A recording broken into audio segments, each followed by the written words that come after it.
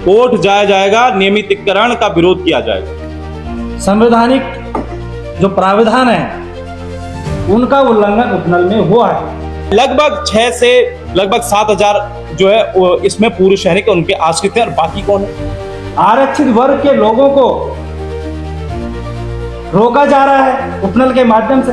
उपनल कर्मी एक बार इस ऑर्डर को जरूर पढ़ें।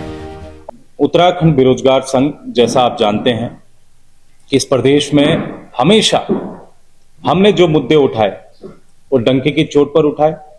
हमने वो मुद्दे इसलिए उठाए कि यहां पर जो सिस्टम खराब है, यहां पर जो पारदर्शी तरीके से जो युवाओं का हनन हो रहा है, जो इस प्रदेश के बेरोजगारों का हनन होना है, उसको लेकर हम हमेशा आगे आए। हमारे मुद्दे हमेशा कुछ ना कुछ उन मुद्दों पर जो है कार्रवाई हुई है। साथियों, हम पर बहुत लालछन लगाए गए।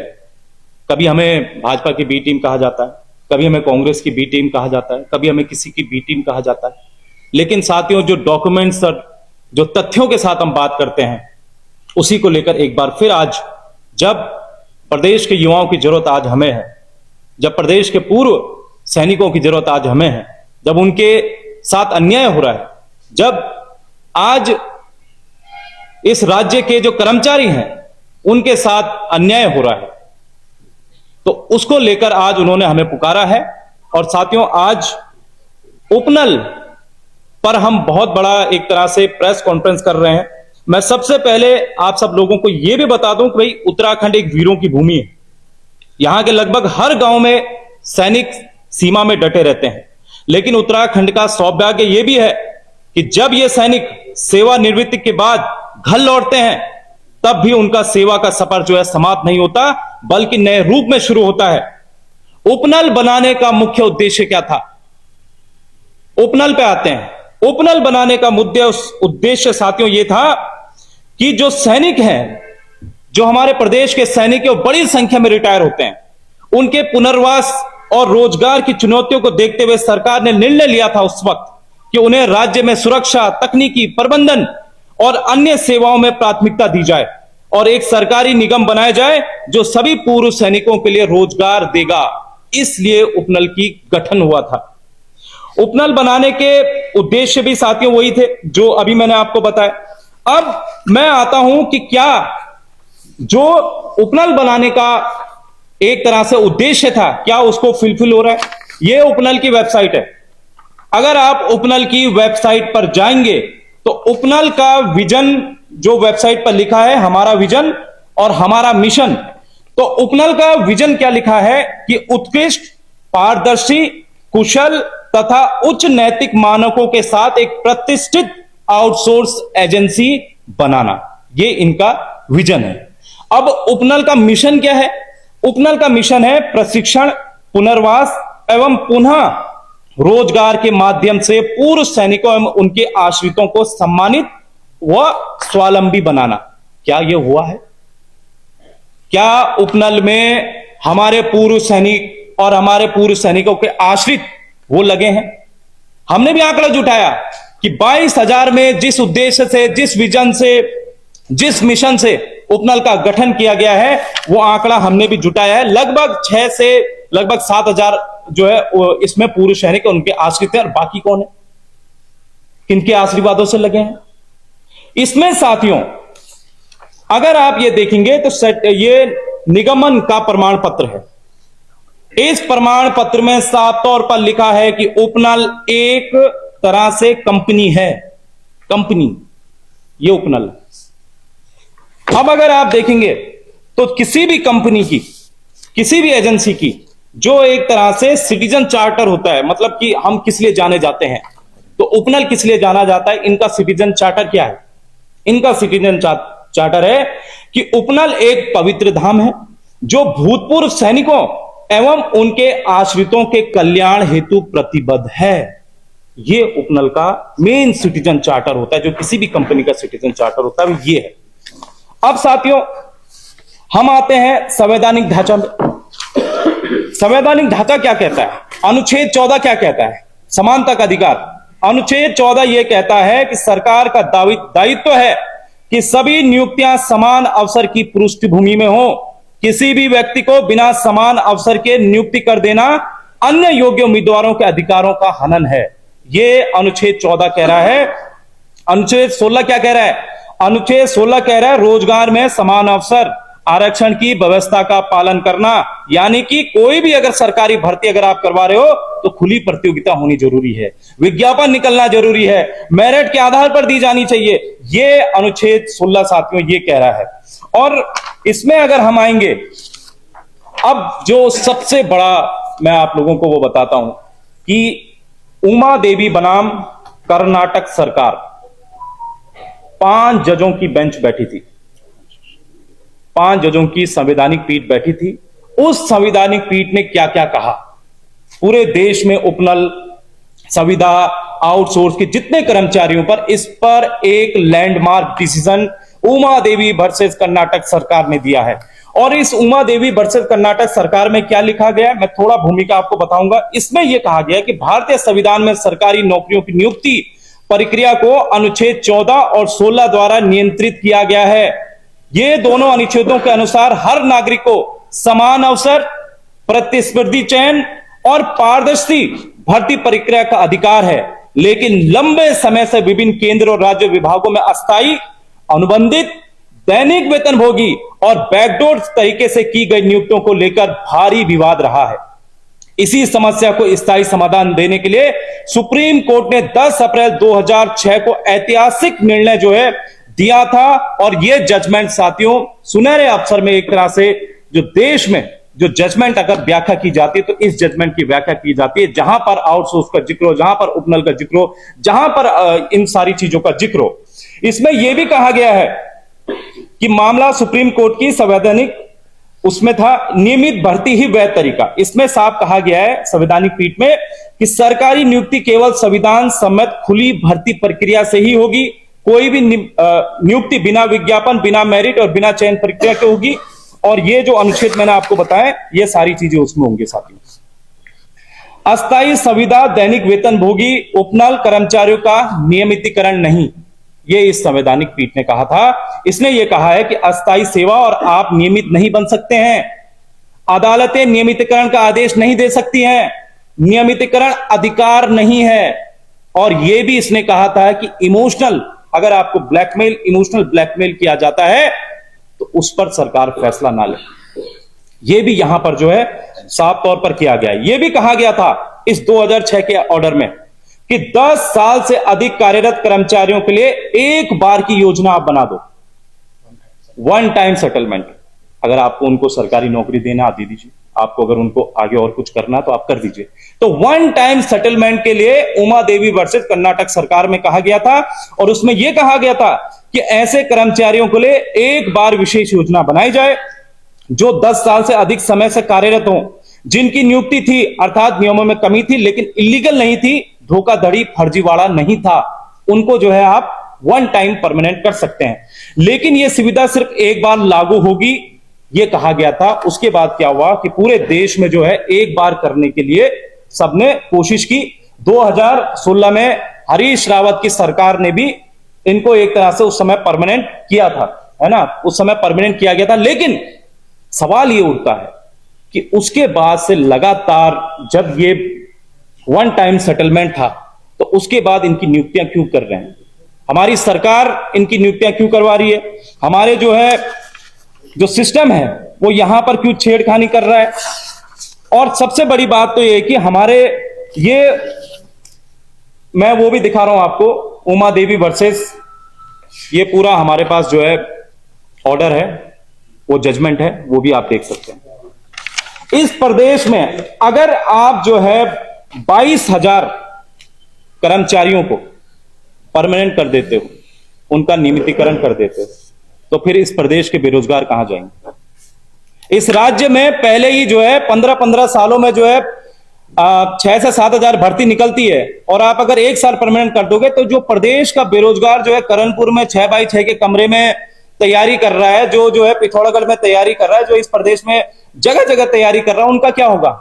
उन युवाओं का क्या होगा? तो सरकार से हम ये मांग करते हैं, और हम उपनल कर्मचारियों के खिलाफ नहीं है, उनके प्रति हमारी संवेदना है। हम भी जानते हैं कि वो दर्द क्या है वहां पर बैठने का। लेकिन इन सरकारों ने अपने वोट बैंक के चक्कर में उनको जो है सिर्फ इस उसमें रखा कि आप जो है परमानेंट हो जाओगे। आज यही सरकारें इस स्थिति में है कि हमने कितनी बड़ी गलती कर दी, आज उनकी सजा जो है उपनल कर्मी वहां पर भुगत रहे हैं।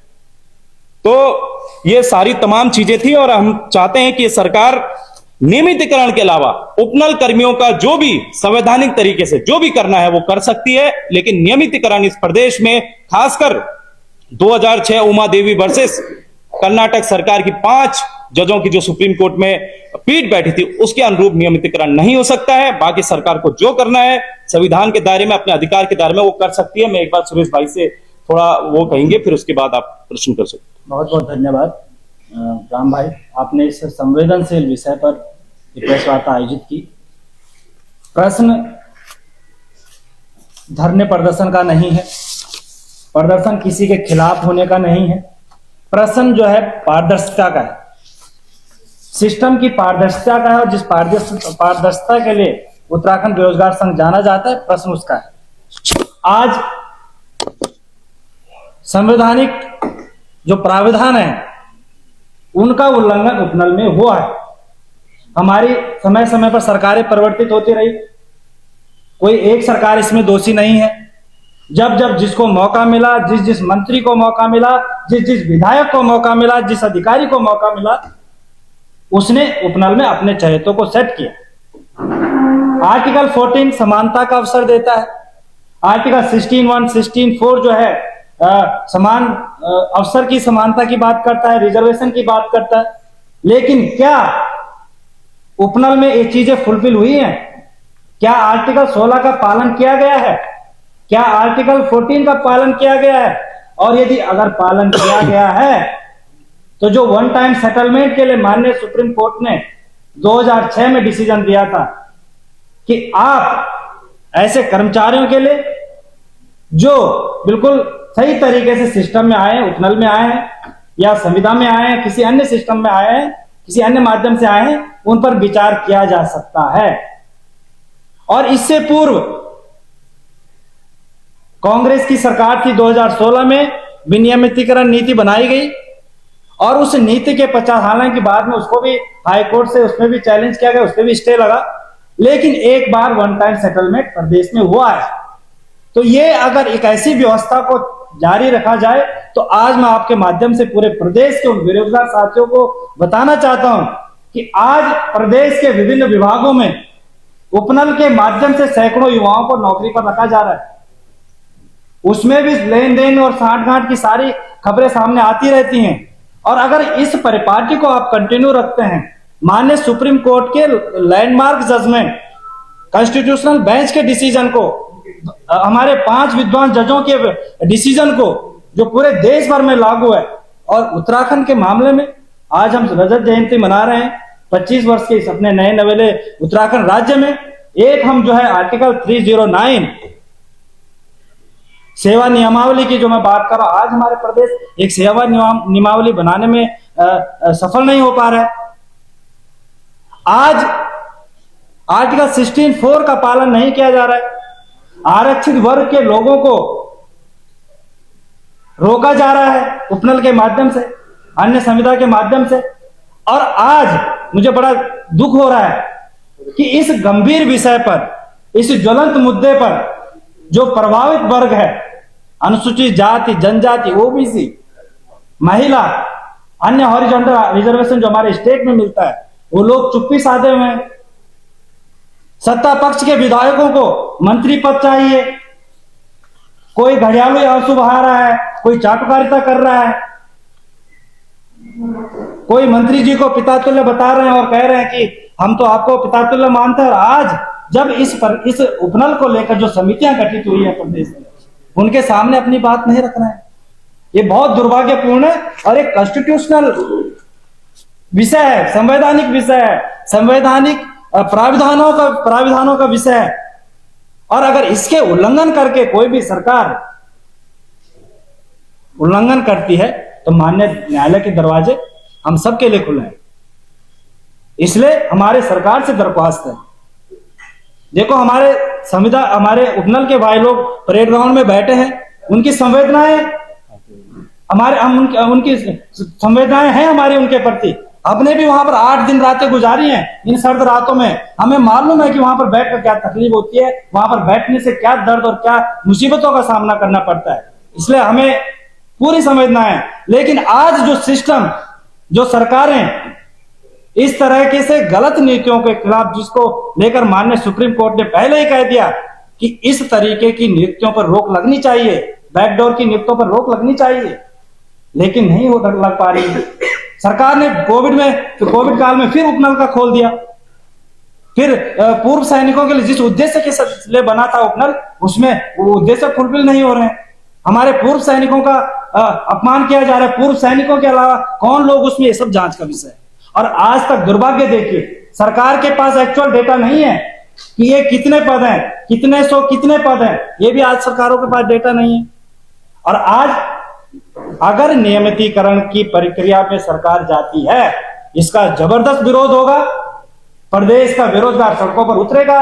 आज प्रदेश का बेरोजगार कानपुर की गलियों में, तंग गलियों में 6x6 के कमरे में पढ़ाई कर रहा है, गर्मियों में तप रहा है, महंगी महंगी फीसें कोचिंग संस्थानों में दे रहा है। और आप धड़ल्ले से परमानेंट करने की अगर परिपाटी इस प्रदेश में शुरू करोगे तो बेरोजगार संघ इसका विरोध करेगा और जबरदस्त तरीके से विरोध करेगा। इसलिए सरकार संवैधानिक दायरे में रहते हुए हमारे उपनल कर्मियों के भाइयों के लिए जो नियम बना सकती है, जो कायदे बना सकती है, वो बनाए, लेकिन कॉन्स्टिट्यूशनल बेंच के डिसीजन का पालन करे, जो 2006 का डिसीजन है। आज दुर्भाग्य है कि आज हाईकोर्ट में जब ये केस चल रहा था, उस समय भी इस केस का प्रयोग नहीं किया गया। हमारी सरकारों ने लचर पैरवी की। एसएलपी के लिए सुप्रीम कोर्ट गए, जब स्वीकार नहीं हुई तो रिव्यू पिटीशन समय से नहीं डाली। ये तमाम जो खामियां हैं हमारी सरकारों की है, और इसलिए सरकारों की खामियों का आम बेरोजगार नहीं भुगतेगा। वो बेरोजगार नहीं भुगतेगा जो अंतिम छोर पर बैठे गांव से देहरादून तैयारी कर रहा है, वो नहीं भुगतेगा। इसलिए हमारी दरख्वास्त है कि संवैधानिक दायरे में रहते हुए जो बेहतर हो सकता है वो करें। रावगढ़ वाली एक सवाल है आपसे। आप अभी उमा देवी वर्सेस कर्नाटक सरकार का जजमेंट का जिक्र कर रहे हैं, दूसरी तरफ उपनल के पास भी सुप्रीम कोर्ट का जजमेंट है जिसमें उन्हें नियमितीकरण की बात कही गई। तो आप या तो संविधानिक तरीके से उन्हें लड़ने के लिए या तो आप समर्थन दें, या फिर आप उनके साथ मिलकर सरकार से सवाल करें, या तो कंफ्यूजन वाला मामला पैदा हो रहा है सर। देखिए, हमारा जो उद्देश्य है इस प्रदेश के बेरोजगारों का, दूसरी चीज ये है कि हम उनको बुरा नहीं कह रहे हैं। हम ये कह रहे हैं कि भाई हम तो वो भी हमारे साथ के हैं, वो भी इस उत्तराखंड के हैं, लेकिन जिसलिए इसका गठन हुआ था इस उपनल का, इसमें जो पूर्व सैनिक हैं, इसमें जो उनके आश्रित है, वो लगने चाहिए थे। लेकिन बैकडोर के माध्यम से अन्य लोगों को इसमें किसने रखा? दूसरा, जहां पर बात आई संवैधानिक पीठ की, तो ये जो उमा देवी वर्सेस ये तो हमने कहा भी है, और हम इस मन से फिर से कहना चाहते हैं कि भाई उपनल कर्मी एक बार इस ऑर्डर को जरूर पढ़ें, और समान वेतन अगर समान काम का है तो उसमें हम उनके साथ हैं कि आप भाई इसकी डिमांड कीजिए। लेकिन संविधान से बड़ा कोई नहीं हो सकता इस देश में, और संविधान से बड़ा कोई नहीं है, और संवैधानिक पीठ का ये डिसीजन मुझे लगता है सर्वोच्च है, और वही पालन उसका होना चाहिए। राम अग्रवाल जी, आप स्वयं कह रहे हैं कि संविधान का निर्णय, सुप्रीम कोर्ट का निर्णय मान्य है। अब मेरा तो यह था कि आपको कोर्ट जाना चाहिए, आपको प्रेस वार्ता नहीं करनी चाहिए थी, क्योंकि इस पे निर्णय सुप्रीम कोर्ट का आया है, और सुप्रीम कोर्ट के बाद ही कल हाईकोर्ट का निर्णय आया है। सब ये पूरा कर लो। अब ये बनाम सरकार की अलग लग रहा है कि बेरोजगार बनाम उपनल। अगर आपको लगता है कि नियुक्तियां ठीक नहीं है, तो आपको कोर्ट को अब संज्ञान में लाना चाहिए, क्योंकि निर्णय अब कोर्ट को है, कोर्ट का है, और सरकार को अब इंप्लीमेंट करना है। सरकार तो पार्टी बन गई, अब कैसे होगा कोर्ट के निर्णय को आप सीधा सीधा चैलेंज करें? देखिए, माननीय न्यायालय के डिसीजन पर हमें कोई टिप्पणी नहीं करनी। दरअसल सरकार ने जब हाईकोर्ट में मामला चल रहा था, लचर पैरवी करी, और इस जो जजमेंट है, जो उमा देवी वर्सेस कर्नाटका गवर्नमेंट के मामले में सुप्रीम कोर्ट का लैंडमार्क जजमेंट है, कॉन्स्टिट्यूशनल बेंच का डिसीजन है, उसका कोई जिक्र नहीं किया गया, उसको नहीं रखा गया, उसको छुपाया गया। ये गलती सरकार की है, उत्तराखंड बेरोजगार संघ की नहीं है। दूसरी बात है कि जब कोर्ट में आप तथ्य नहीं रखोगे तो कोर्ट तो वही सुनेगी ना जो आप कहोगे। दूसरी बात यह है कि सुप्रीम कोर्ट का कोई डिसीजन नहीं है। जब सरकार एसएलपी के लिए माननीय सर्वोच्च न्यायालय में जाके सुप्रीम कोर्ट में गई तो वो एक्सेप्ट नहीं हुई। रिव्यू पिटीशन सरकार ने डालना था, वो तय समय पर नहीं डाला, लेट हो गई। वो कोई डिसीजन थोड़ी ना है। सुप्रीम कोर्ट में एसएलपी दायर हुई जो माननीय सर्वोच्च न्यायालय ने एक्सेप्ट नहीं की, और दूसरा जो पिटीशन का रिव्यू पिटीशन का अवसर जो सरकार के पास था वो भी सरकार ने तय समय पर नहीं किया। अब हमारी बात आती है उत्तराखंड बेरोजगार संघ की। हम माननीय न्यायालय में जाएंगे, यदि संवैधानिक नियमों का उल्लंघन हुआ, यदि कॉन्स्टिट्यूशनल जो राइट्स हैं उनका उल्लंघन हुआ, तो अभी बेरोजगार संघ के पास पूरा मौका है। हम विधिक राय ले रहे हैं, हमारे तमाम कुछ लोग पहुंच भी चुके हैं नैनीताल में और मिल रहे हैं लोगों से। जो बेहतर होगा हम करेंगे, लेकिन इस प्रदेश में गलत परिपाटी का हम पूर्ण रूप से विरोध करते हैं और आगे भी विरोध करेंगे। राम अग्रवाल जी, इस तरह से तो बेरोजगार संघ और कुछ भी आमने सामने आ जाएंगे और कहीं ना कहीं उनके ही तो उनकी जो लड़ाई पिछले 10 दिनों से चल रही है वो भी प्रभावित होगी। नहीं, कैसे प्रभावित होगी? मतलब पारदर्शिता, इस प्रदेश में जो पारदर्शिता नाम की भी कोई चीज है क्या? मतलब जिस उद्देश्य से जो है आप भर्तियां खोलोगे और वहां जो है बैकडोर एंट्री कर दोगे, नेताओं के आशीर्वाद के बच्चे लग जाएंगे, हमारे पूर्व सैनिकों को दरकिनार कर दोगे, हमारे बेरोजगारों को दरकिनार कर दोगे, तो हम आवाज नहीं उठाएं? भाई ये बेरोजगार संघ का उद्देश्य क्या है? बेरोजगार संघ का उद्देश्य यही है कि जहां पर गलत होगा, जहां पर गलत नीतियां होंगी, जहां पर गलत चीजें होंगी, वहां पर डंके की चोट पर बेरोजगार संघ आएगा और बोलेगा, अपने युवाओं के लिए बोलेगा, उनके हक के लिए बोलेगा। और रही बात कोर्ट जाने की, तो कोर्ट का भी लगभग जो है फाइनल हो चुका है। उत्तराखंड बेरोजगार संघ प्रदेश का युवा, प्रदेश के पूर्व सैनिकों के साथ कोर्ट जाया जाएगा, नियमितीकरण का विरोध किया जाएगा।